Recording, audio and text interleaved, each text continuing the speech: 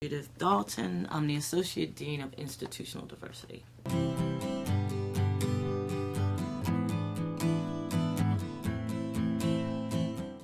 I'm one of 7. My number is 5.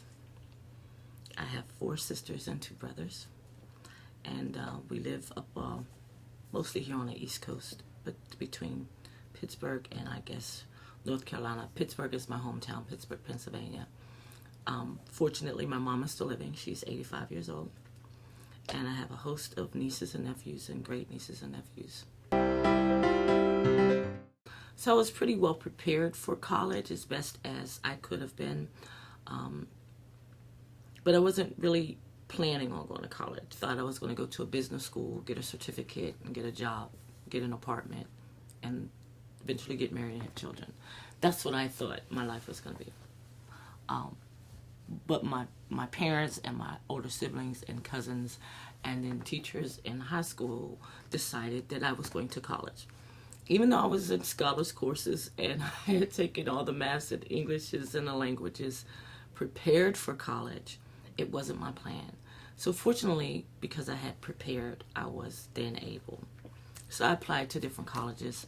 My mom encouraged me to go away to school.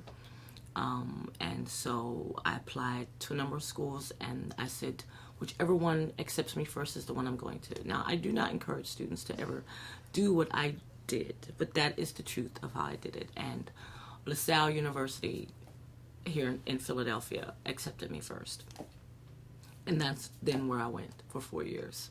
Initially, I went as a business accounting major. And after a semester and a half of that, I decided that's not going to work out. So I changed to undecided business. There's a couple of things that I think that my softball coach in high school, who I just recently reconnected with after 30-something years, she used to say to me,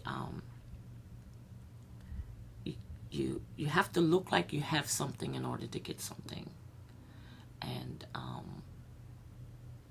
I think I would also say you have to be prepared for something because you never know what's coming your way.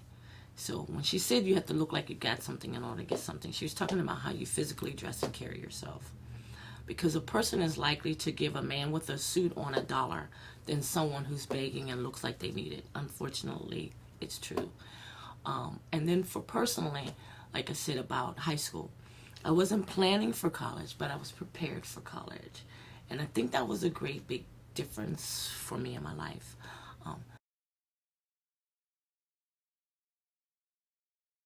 Pursue opportunities and not so much money first. Money will come eventually, but go for the opportunities that avail themselves. I was served as Title IX coordinator here at Arcadia, along with being the Associate Dean of Institutional Diversity. It wasn't anything I asked for. I didn't raise my hand. It really was quite taxing. And for 3 years I did it until I convinced somebody they should hire somebody to do it full time. Because it's that important of a position on campus that somebody needs to devote their attention. But having had the experience from that opportunity will also serve me well to be more of an advocate for students here, as well as just in my long-term profession, because I don't know what's next for me. But it was an opportunity that I accepted when it was brought to me. And that's what I would say. Seek opportunities, even before money. Finally, by the words of one high school mentor, she said, don't get married until you have anything else to do. And when you run out of things to do, she told me to call her, which 2 years ago I called her and said, now, I'm real old now, and this man is now asking me to marry him, who was my high school sweetheart, she was his mentor too. And she said, I think you've done enough now. You can go ahead and get married. It hasn't happened yet, but those are some of the things that stuck with me over the course of the year.